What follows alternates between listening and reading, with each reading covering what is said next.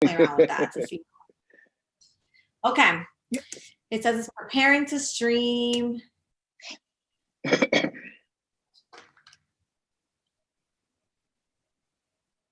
around with that to see.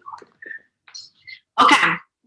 It says it's preparing to stream. Okay, let me now log out of the Zoom account.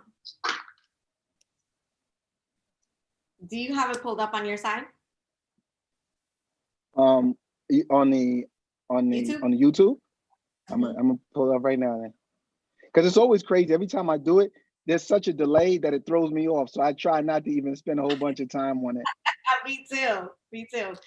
All right. Well, we're going to get started while you're pulling it up. I'm also going to pull it up on my phone. Hi, everyone. If you are logging in or tuning into our first live leadership chat, this is super exciting. Yay. I'm so happy that Dennis Mckezey is here. The Dennis Mckezey. And so, yeah, this is our first time. So we might, kind of be looking around and, I see it on the phone. Okay. Super excited. So just to give a little bit of context on these live leadership chats, they really stemmed from early on in the pandemic. When in the educational world in particular, there had to be so many adjustments made to what teaching and learning looked like. And oftentimes in leadership, there's just not many places where you can go, Dennis, I'm sure you know this, where you can go and feel connected and feel like you can authentically, just show up and like talk about your challenges and walk away with some very concrete next steps. So we started these LiveEd chats on Instagram. In the month of March, we had on average of viewers of 250 to almost 400. Like we were doing them 5 days, 5 nights out of the week. We did them up until the summer. We slowed them down. Fall and winter, we started getting case studies, right? Like, okay, so now talk to us about what's happening on the ground.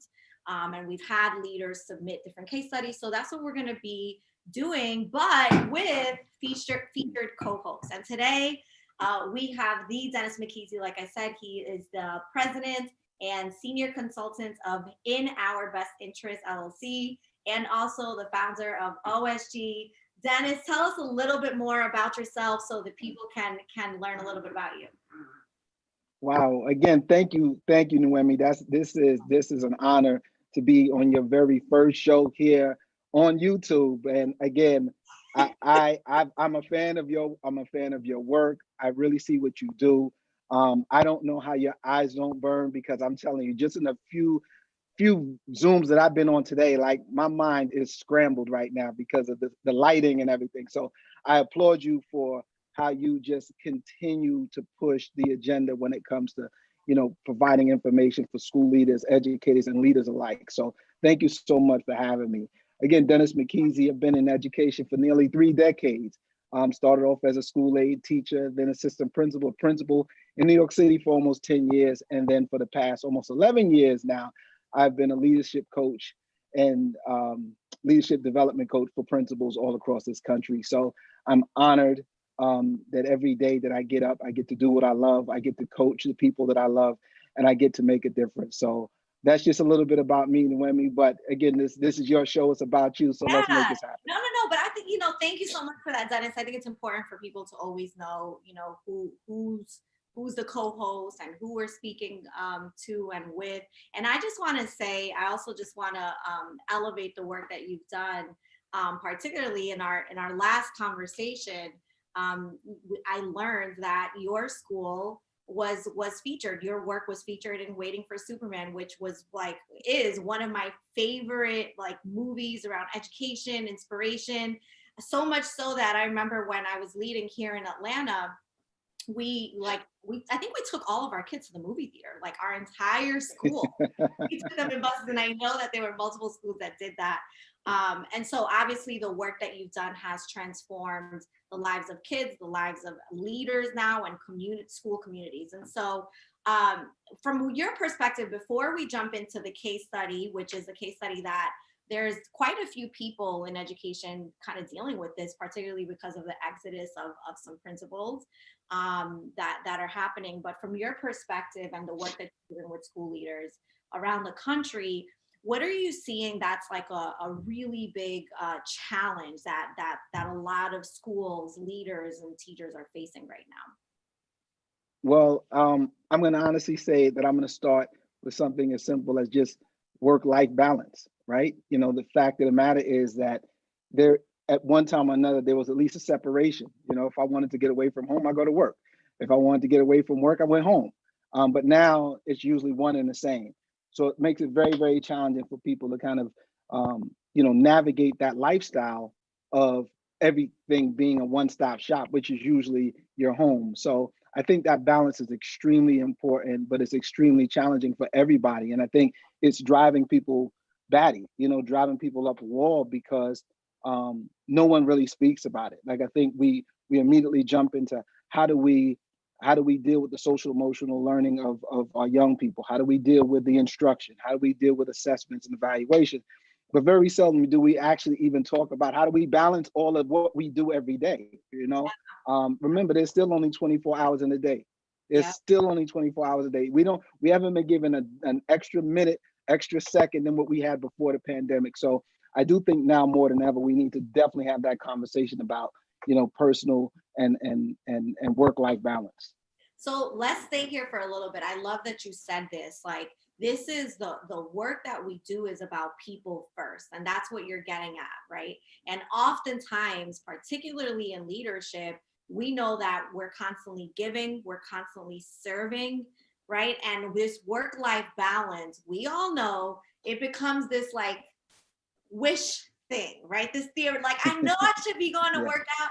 I know I need to be sleeping more. I know I need to be drinking more water. And that's where it stays. And so I'm interested to hear like a little bit, and I'm happy to share with some of the things that we're doing with leaders around wellness right now.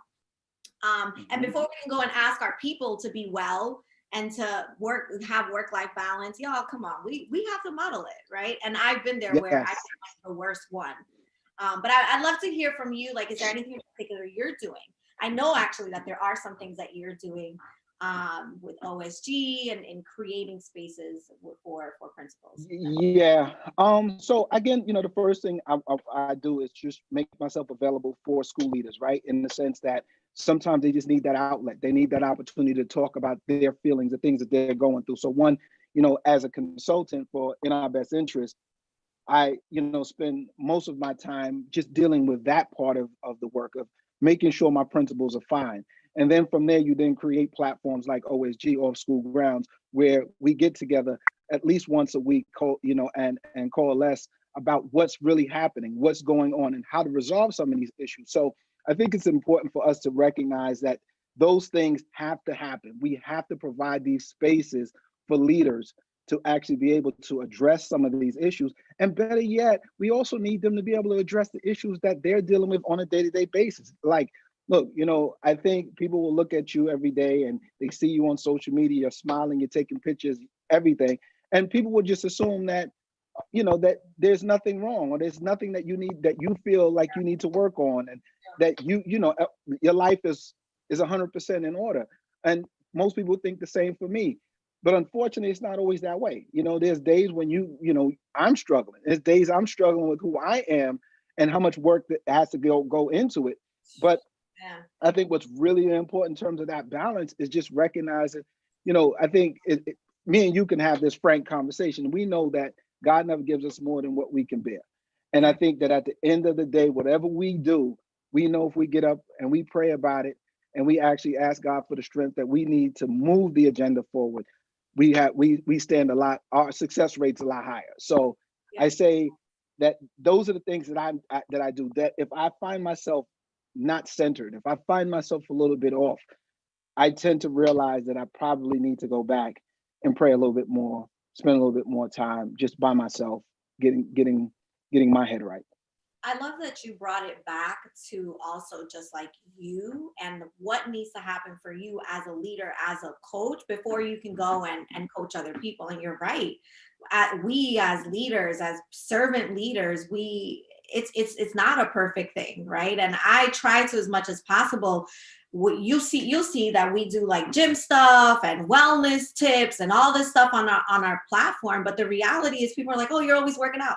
Nah, like I've done straight up pulled up into the gym parking lot and didn't have my headphones and said, not like, I'm gonna just go ahead and drive off, or I've had times where I can't sleep. I know a lot of leaders are dealing with this right now. And that's kind of what I'm struggling with, is I feel like my mind is always going, right? And so I've started to implement meditation and prayer and all of those things, but I can't show up and ask other people to do that in this work if I'm over here like a mess, Well, Noemi, one thing that's really important, and I think right behind you gives people the visual of what we need to do, is that calendar behind you. We got to be able to start, begin to map out our day and map out our hours and map things out. Time management is everything. And what we got to understand is the time that we think we don't have, we actually do have. Like, because what happens is, if we're scheduled to do something, we'll do it. But it's funny how when we don't have something scheduled, we'll find something to do. So I think we got to be comfortable in not doing anything because it's not scheduled. Don't go find something to do if it's not on the schedule. But that's breaking of a mindset that most of us as school leaders feel, that our job is to always be on a run. Our job is to always solve problems. But like I said, the most important thing here is going to be about us balancing our time. And then now you also add the piece of time management, which is also crucial for us addressing the issues that I think, Yeah. you and I will be discussing today, but also too what you'll probably be discussing with your future guests. Yes, and spending time in the areas that matter is really what you're getting at. So I just want to take a moment and shout out some of the people in our chat. So shout out to Akbar Cook is here, Raven is here, West Side, Leek, it's Smitty, Toya Carter's here, Priscilla, the social butterfly, Constance is here. Thank you all. Toya said, yes, my to-do list, schedule it all. So true, that is. So speaking of this wellness and managing your time, right? We also are seeing in education an exodus of principals. Some are retiring, some are leaving. And so what we're seeing is that there's a lot of APs, assistant principals, who are like, hey, I'm having to take over, right? I'm now going from my colleagues and now taking over in the middle of the year over the entire school organization. And so this case study that we had, there's actually been a few vice principals who have been asking for this advice, is what do we do? It's now January. I just found out I'm now the school principal. What should any advice, and where should I be spending my first 30 days? Would love to unpack that with you, Dennis. Absolutely. Well, again, that you're right. That's what's happening in the world right now. But if we kind of take it from more of a business standpoint or entrepreneurial standpoint, these things happen every day in big companies across this country as well, right? We can't look at education as a silo, as if this is such a new phenomena that management changes.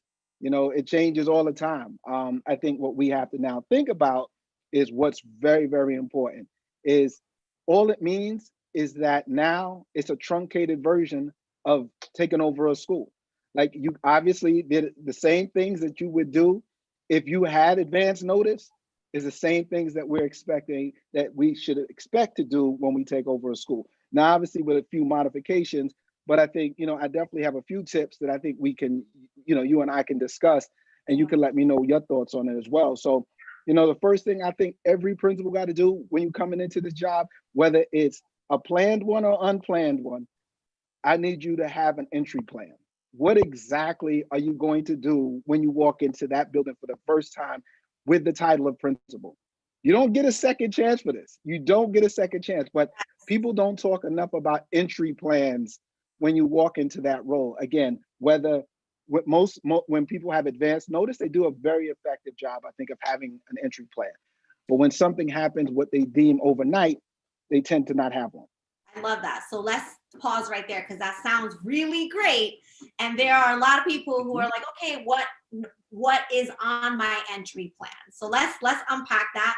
one of the things that I think are really important in walking in those, before you even walk through the doors, is having that entry plan. And part of that entry plan is just separate from anybody else. Who are you as a leader, right? And like, and this is the part where when you're introducing yourself to your staff, or reintroducing to yourself, people are looking to hear about your belief.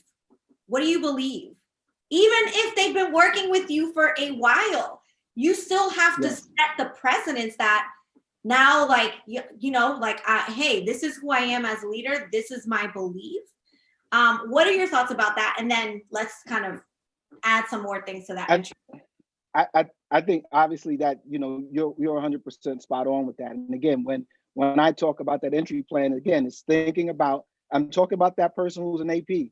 When you step into that role as being a principal, what was the plan that you had when you were AP to actually do the job? So think about, okay, it's about relationship building. It's about making sure that there is a transition.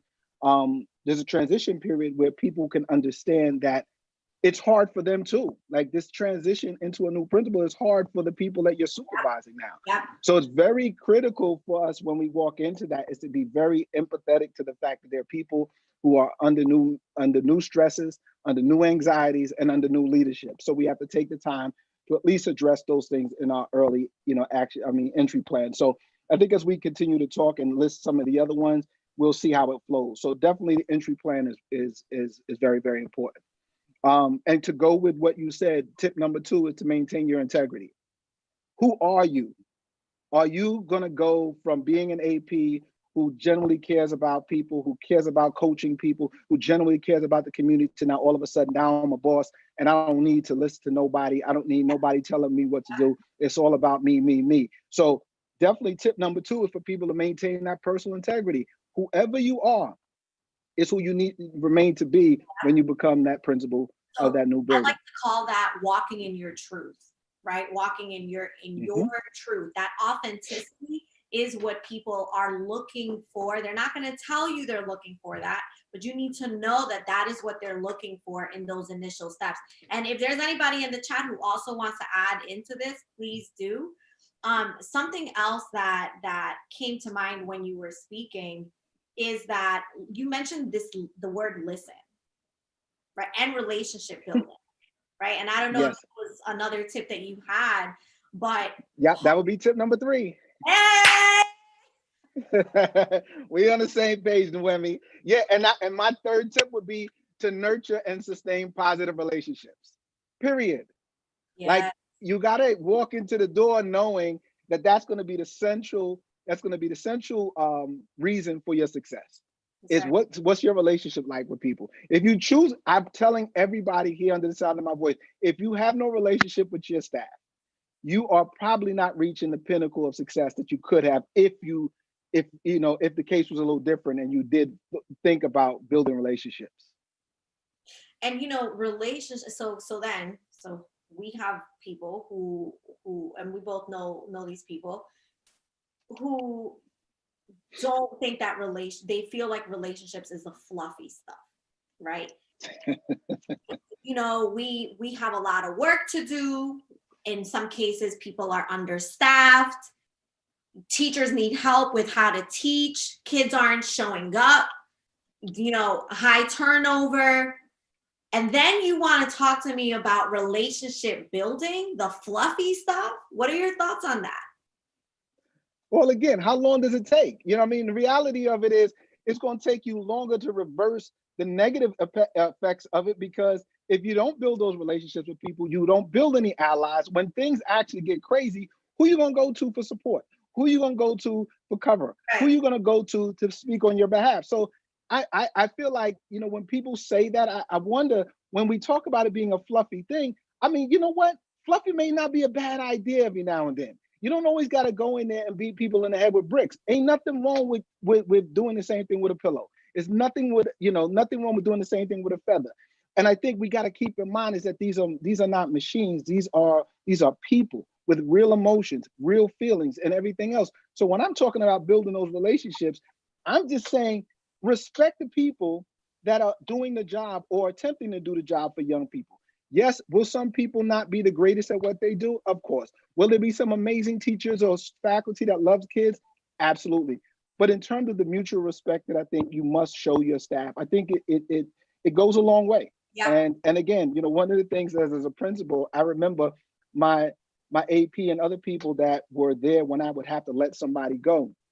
They would always say, "You're the only person I've ever known to have to let somebody go or fire them, and you did it with a smile on your face." And I said, "Well, don't get it twisted. It wasn't about I was happy that they had to go. I just know that I did everything possible in building this relationship, and that now the same way I was happy for you when you was here, I'm happy to see you go too. And again, happy to see you go because I want you to be successful elsewhere. But here is not the place. But in Yeah. terms of being that person who's going to smile, I'm going to smile regardless, Noemi. Like if we work too hard to do what we do for us to be walking around pouting and stuff like that. For what? Correct. You know Not what? me. I love that you said that. So something for me, in my former experience as a principal, and I always say this even now with running this company and how I show up and how our team shows up, how we train our team to show up is, listen, we smile. Like it is very simple, right? Like, and people would always ask me, we always have like the top 5 things that you look for when you are hiring someone. And one of those things they would always do when I say it, people kind of look at me like, really? Like I would have never thought to say that. And it's very simple. And it's this: I look for people who are nice. Like I'm not saying do cartwheels down the hall, like, you got to be hyped and dancing all the time. It's just, be a nice person, particularly in a school, right? When our kids come in with whatever they're coming in with, and we already know how this affects the staff, how it affects the culture, how it affects others. And so, that smile piece. But But Noemi, how often?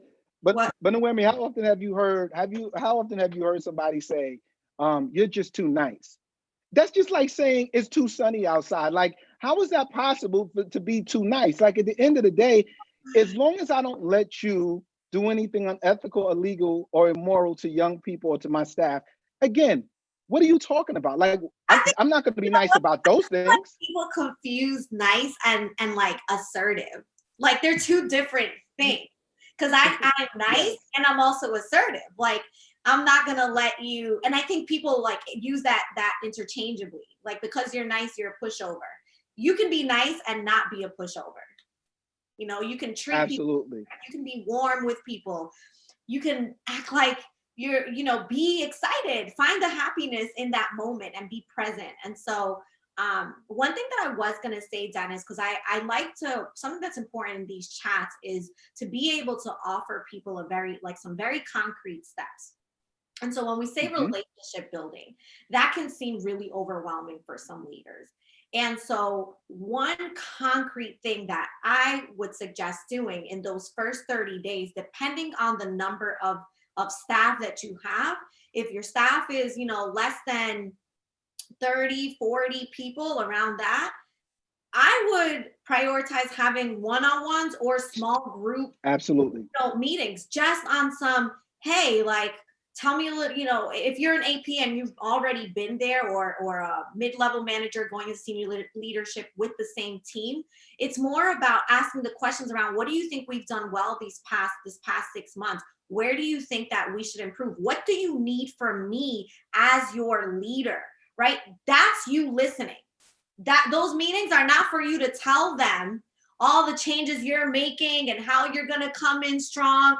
That's not listening, right? Interested to hear. What are Yes. your thoughts, Dennis?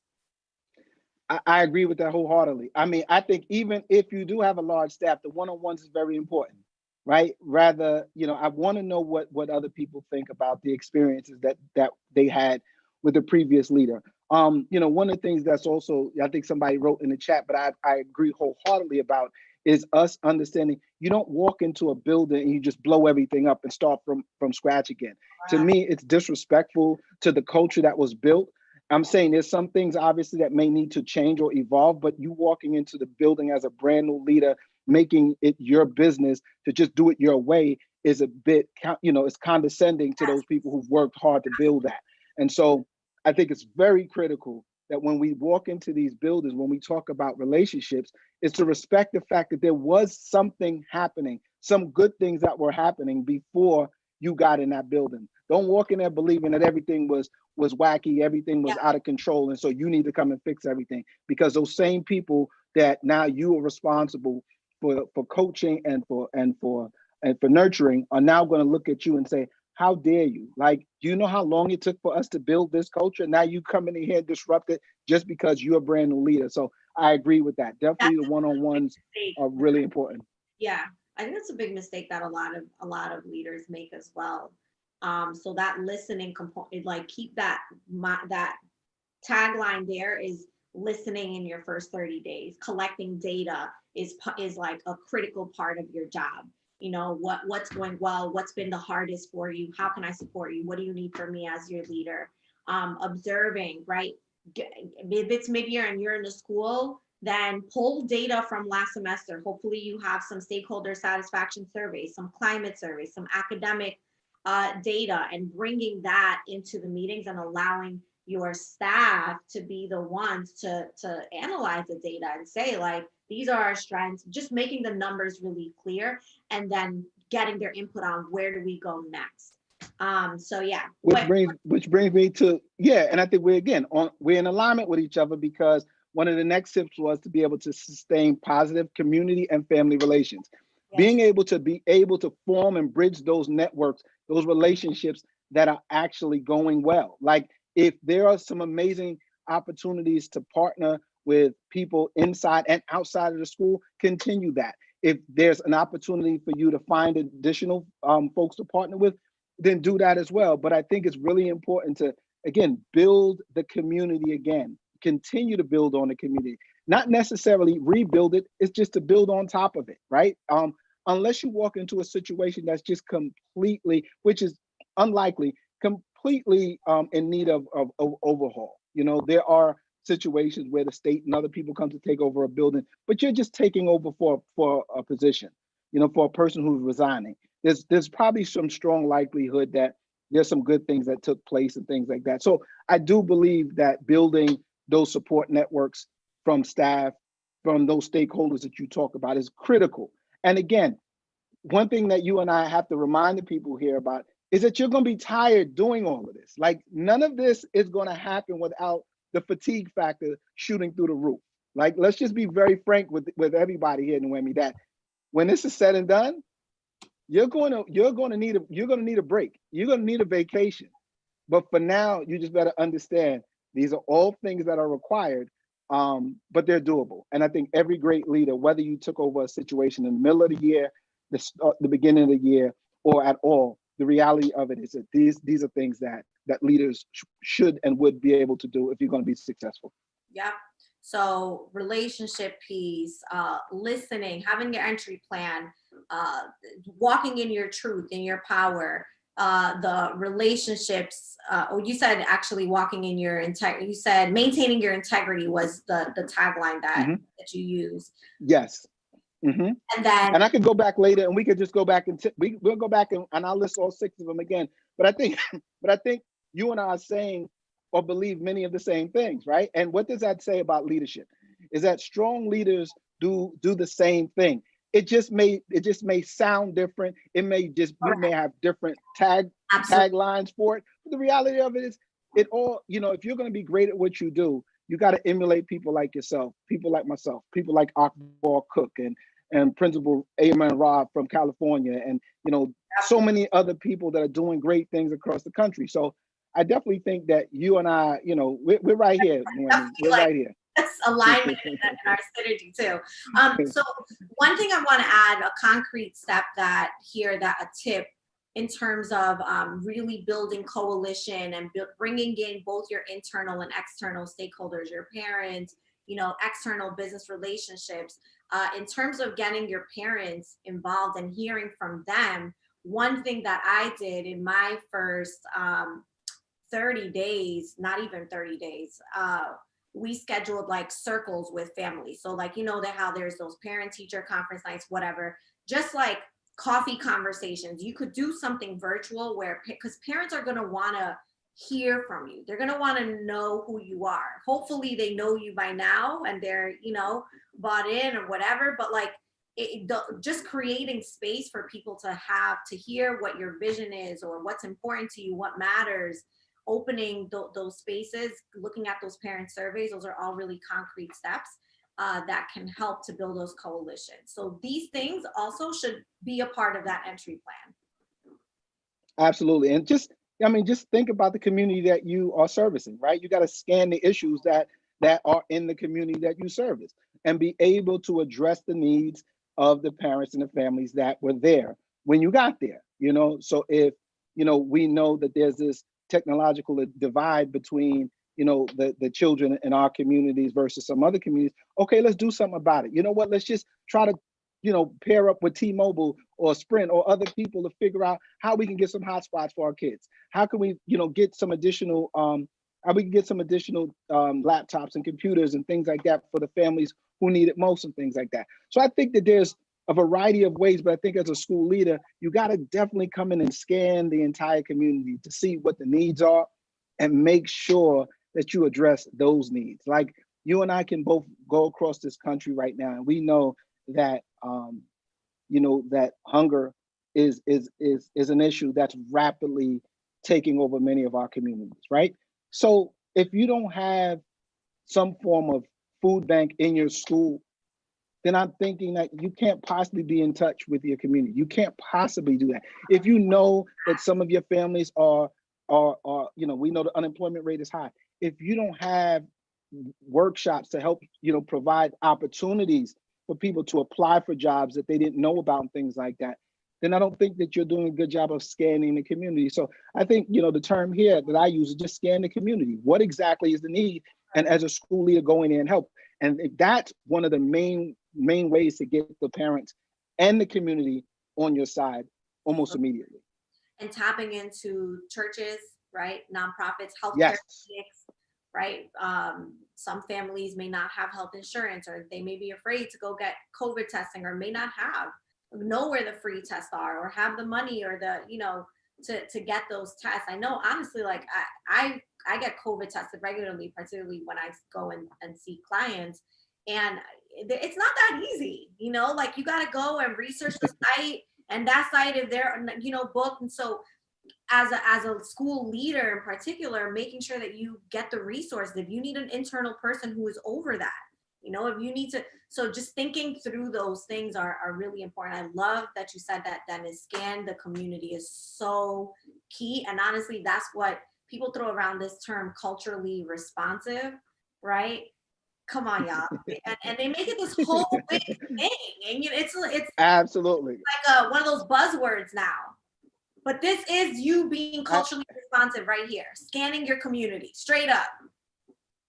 Absolutely. See, for me, and again, why I was so happy to join you on this show today was because when you sent me the message that this was a conversation, I told you earlier, like that's what I'm looking for. Like I'm not looking to sit here and compete with you for clients. I'm not looking here to compete with you to see whose degrees, weigh a little bit more. Like, I don't care about all that. Like at the end of the day, we got families that we got to serve. We got communities we got to serve. We got leaders that we got to support. Yeah. We don't have time to sit here and argue back and forth about semantics. Who cares? Scan the community. I don't care how else you want to say it. Scan your community. I think I like to keep things real simple, and that's really what it boils down to. Yes, I love it. And it's funny because, and so, but what's really funny was I got another tip that I think you and I both know that's very, very important, is that I think we got to strengthen and refine our leadership skills. You cannot, as a school leader, walk into that building thinking, I don't care how much you think you know. I don't care if you think you know the community. I don't care if you think you know that school community. Do not walk into there believing that there is no need for refinement to your leadership skills. Yeah. And if you don't have, as Dr. Raleigh would say, from the Bronx would say to me, you sometimes you need that blind spot indicator, that person who's going to catch you before you actually swerve out into traffic and get into an accident. And that's where I think the work that you do and the work that I do, why I admire what you do, is because of that reason, is that we're not just here about making money. this is about us making sure that as school leaders, you know that you have a place to turn when you need the help, when you need the support, when you need the guidance, when you need the leadership development. So I definitely wanted to touch on that because I think, as much as we're talking today, I also want to not lose sight of the fact of what your company represents and what you continue to do on social media every day and things like that. So yes, Absolutely. so if you're a school leader, I don't care if you're going in the middle, the end, or in the beginning, make sure you have some kind of leadership development coach and mentor to support you. Let me Always. just plug in here, and thank you for that, Dennis. Like, the reality is that just the way professional athletes, no matter, you look at LeBron James, right? The best, he has his coaches. No matter, he doesn't walk in there thinking that he knows everything. He continues to practice, he continues to get coaches, and he continues to work at it. The same thing, it is not any different in leadership. No matter where you are, whether you are in year 1 or year 20 of your leadership journey. And let's be real, what has happened both in and outside of education is that a lot of people, when they are successful in a certain position, they're promoted up. But if you really think about it, you've actually never really received real leadership coaching. That person, like you said, Dennis, that can see your blind spots. That person that you can call and say, hey, like this is what I'm thinking about doing. This is what I'm grappling with. And not have Dennis give you the answer, but have Dennis ask you questions, allow you, build the capacity in you to be able to do that, that the critical thinking that needs to happen. And obviously you and I are both doing this work because 1, we're passionate about it. 2, we've gotten results with the work that we've done, and we're freaking good at it. Like, and it's okay to say that. Absolutely. Right? And I'm just gonna say this out here too, because I scope the scene, and let me just give people context. We got Dennis on this show and the principals and the leaders that are coming on because we posted something on our Instagram, and it was, we didn't want people to self-vote themselves in. We wanted to hear from the community.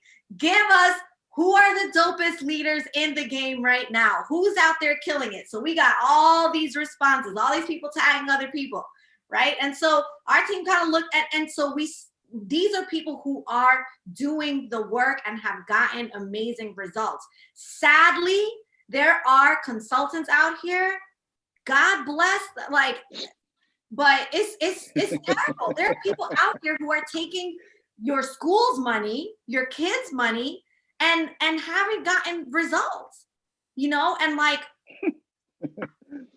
we don't need to go into all that, but listen, absolutely. Well, I'm with you on that 110% because, as I said, when I obviously we have to look at what we do as not only as consultants and as educators, but we have to look at ourselves as entrepreneurs as well. Like, we can't, when we look at this work, our job is also to help rear those principals who want to go into the work that we do on our end when they decide they want to leave principalship, and understand there's a level of integrity that goes with this. There's a level of hard work that goes into this. There's a level of uncertainty and doubt that we have at times about the work that we've done. However, what people got to know is, when you step out on faith the way you did to start this particular YouTube page and to do what you're doing like today, understand that just doesn't happen because I got all the confidence in the world. Like, some things you just gotta be like, you know what? I already jumped out the window. I just gotta do it now. Like, I just jumped out the window. Ain't no turning back for me. Like, there is no turning back. Literally, we got 10 people in here on our first day. We'll share it. It's gonna get all the views and whatever, but just this right here is gold. Like, the knowledge that we are giving, it is to bless people. Right. And so thank you for that. I'm super excited. And yes, you're right. This was like a jump out the window, like, yo, like, so you've been talking about this YouTube channel forever. We're just gonna do it. We're just gonna jump. So thank you so much for being a part of that. Dennis, so many amazing gems dropped. I'd like for us to, as we close out, for you to just talk a little bit about, let us know some of the work that you have going on right now. And for any principal, assistant principal out there, district leader who is looking for support, how are you doing that work right now, and how can they get in touch with you? Well, I definitely want to shout out, first of all, shout out the OSG family who's all in the chat as well. You know, they're here supporting not only OSG, but definitely supporting you in your endeavor. So just know that you have a family in OSG that's going to support your movement as well. So I want to shout out everybody here who's here, you know, with us. So, you know, what I'm currently doing, as I said, is I'm still doing a lot of leadership development and coaching of principals. Most of it is now done remotely, or in this instance, in some instances, a hybrid model where I do still go into some schools. You know, pretty much you can kind of get tested, not to the degree that I think you all have to, but we have to, you know, take temperatures. We have to sign waivers and everything as well. Mask up, and still go in and do the work. So I'm still doing that. Also, too, I'm also working on continuing to build the OSG coalition, and that's with, you know, principals, assistant principals, school leaders all across the country. My brother Dane Dash, who's also a big part of what we do. My brother Lays Elliott, who's also a big part of what we do. And so, you know, I'm going to laugh really quick with you because remember you sent me the message. You say, you know, give me 3 fun facts, right? And the fun fact was obviously, you know, what. Huh? You should have opened up for that. Note to self for the next one. Absolutely. So yeah, so I think so. So you know what? Let's just let's share the fun facts, yes! right? So the first thing you said was, okay, Dennis, we were talking about entry music, right? Yes. What would be your song or your music that you would come into? And I said, obviously it would be the Czar remix with Busta Rhymes, MOP, and CJ. Lays Elliott and myself, that's my brother. Lays Elliott is part of MOP, and it has been from the beginning. And the funny part about that is, I've always been a fan of MOP. I've always been a fan of Busta. And a couple of weeks ago, Lays and I were down when they shot the video for Czar remix, and you kind of get a different level of understanding and appreciation for it at that point. So that was one of the fun facts. The other fun fact is I'm a twin. I'm a fraternal twin. I'm 2 years older than my brother.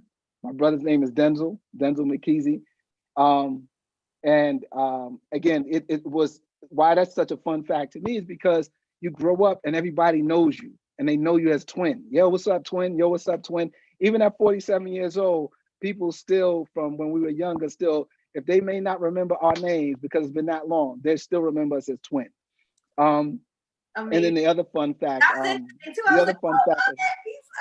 twin. There's 2 of us walking around here. Okay. And then the last fun fact is that, matter of fact, there was another one. I'm an avid golfer, that I love golf. I love and then I'm an avid golfer. And lastly, I became a dad when I was 17 years old. And my oldest son, Michael, is 29 years old, doing amazing. You know, it really put perspective on my life early. So I didn't really have those times in my life where I was able to just kind of wild out and never come back. But because I, you know, took responsibility of my son from early, and I've been a dad in his life from the time he was born, it just made life a lot easier for me to focus on what was important. So those are the fun facts that I think, you know, was really, and I was glad that you asked those. And it was dope how you presented it on Instagram last night as well. Yeah, I'll give people a little context. So what we do, and by the way, I'm like looking over here at my screen because I didn't play your song in the beginning, but we're going to play it a little bit towards the end. But so for those of you that don't know, so on Instagram, what we do is leading up to that person's chat, we'll throw their clues in our story with you know, just those cool facts about that person, and their music will play, their hype song will play along the way. And I think people just like genuinely, they enjoy that, which is the little things that people really enjoy because they feel like they almost like know a little bit about you before you even start speaking. And then they feel like there's like some sort of connection. So that's really dope. All right. So is there anything else? So the OSG community, how can we follow OSG? Because we have like the whole OSG, a whole bunch of OSG. The whole crew's in there. So, damn, the crew is the crew. Well, definitely, I think, you know, you go follow us on the official OSG on Instagram. the official Off School Grounds on Facebook. Again, we continue to do some really amazing things. One of, we have a few principals that are doing some amazing projects coming up. We have Akbar Cook, who's dropping his book in the next 2 months. We got our brother Amen Ra, who's dropping his book in the next 2 months. We have Ask Dr. Riley, who's her name is Dr. Anissa Riley from the Bronx. She got her show, which you can find here on YouTube, Ask Dr. Riley, where she deals with some really important topics. We also this Friday have the Lions Den, the Lions Den that's presented by OSG, that's hosted by the Queen Lioness herself, Simone Nicholas, and my brother Lays Elliott. So OSG is just doing big things, and we continuing to grow, do some amazing things. Toya Carter is doing some great things with young people in Tanzania and in Scotland and things like that with her her branch of OSG doing things. So I'm just happy. I'm just happy to say that I'm associated with some dope people. And then now you being part of the family, it's like, whatever we need, whatever we should do, I think we got a tremendous platform. So definitely get out there and support the movement. Yes. Well, I'm excited to just for the proximity too. And they always say, right? Like, and I feel like we will always go further, right? Together, right? Absolutely. And I don't want to mess it up because I'm terrible at I don't know if it would be considered an idiom, but go further, go alone, and you'll whatever. We're not gonna. Never mind. Well, listen, we ain't got to listen. Listen. Me and you, like I said, me and you ain't into all of that. Like, we gonna keep it all the way a buck from start to finish. So I guess in a nutshell, what you basically saying is that we crew, we family, and whatever we need to do, we gonna do it collectively. So we don't need to be fancy with it. Love it. I am gonna go look up that saying though, because I do want to know. But Dennis, do you want to find out? Do you want to find out real quick? If anybody in the chat wants to ask a question or something. No, what's that saying? There's a saying that it's like if you go alone, whatever, but if you go together, you go further, something like that. If not, well, again, even if they don't, we'll find it. We'll definitely find it, and we'll have you posted on your Instagram. I'll make it a post too. Dennis, I just want to thank you. Just so much love to you, to the OSG community, for taking the time out. You could have been doing so many other things, and you decided to be here on this leadership, this live leadership chat to empower and give to our community, because we know that there are people that really need this conversation. And so I just want to thank you. I honor all of the work that you're doing, and I'm excited to see what the additional work that just continues to unfold. So thank you. Well, I feel like I've been in Atlanta all afternoon. I popped in on a staff meeting with our sister Jamila Kirk, Principal Kirk, and yes. So yes, I was in her. I got a chance to meet her staff today. I was in there for about an hour. They was like, yo, who's this strange person in our meeting and things like that. So they forced me to tell everybody who I was and what I represent. So yeah, so I've been in the A all afternoon. So I've been in Atlanta. So it's been a pleasure. Thank you so much, Nwemi. I wish you nothing but the best. You know that you got support of OSG. Continue doing what you do. I understand that when you jump out the window the way you did for something like this, it requires a great deal of courage and faith. And so I give you nothing but kudos for everything that you've done. And again, OSG for life. So thank you so much for having me. Y'all, so really quick, let me just say this, a couple of things with the Pavone Firm. If you are not following us on YouTube or if you're not subscribed to our channel, please make sure you hit that subscribe button and then share it with other people so that other people have access to the content, the free content, y'all, that is being pushed out to our community. There are people who are truly in need of just inspiration, concrete advice, so that they're able to move the work forward for our kids, right? For our tomorrow. And so we just want to ask you to do that. And then lastly, we have it's called Solidarity, Healing, Empowerment National Leadership Cohort. It is for women of color in educational leadership. So if you're a school principal, a district leader, even vice principal, our third cohort takes place, it launches in 2 weeks at the very end of January. So you can send us a DM at the Pavone Firm on Instagram. You can message us, Facebook, LinkedIn, all of those platforms. Well, Noemi, before you go, Naya Brown, my sister, my assistant, and everything, said, if you go fast, you go alone. If you go far, you go together. So Naya, that's Naya for you. You're the That's true, how Naya do. you're the real MVP, That's how, Naya. If you go fast, go alone. If you go far, go together. I like that. and what I want to tell you before we go, Noemi, is I really want you to know that just like I'm going to ask everybody on OSG to go and subscribe to your YouTube, tell everybody do the same. Go to the official OSG page and like and subscribe what we're doing as well. And again, we're just going to continue to grow and get bigger and better at what we do. But at the end of the day, you know, this is about really helping one another to grow. And you just know you got a family in OSG. So you have a YouTube channel. It's the OSG YouTube channel? Yeah, it's the official, the official OSG. The official OSG. OSG. That's the YouTube channel. All right. So make sure, I'm pretty sure everyone in here is probably already following and subscribed and has subscribed. If you have not, make sure you go do that. And I will also do that as well. There you go. So MVP for real. All right. Enjoy your day. Get some rest, and we'll be in communication. Thank you. Okay. Bye. Absolutely. Take care. Bye-bye. See ya. All right.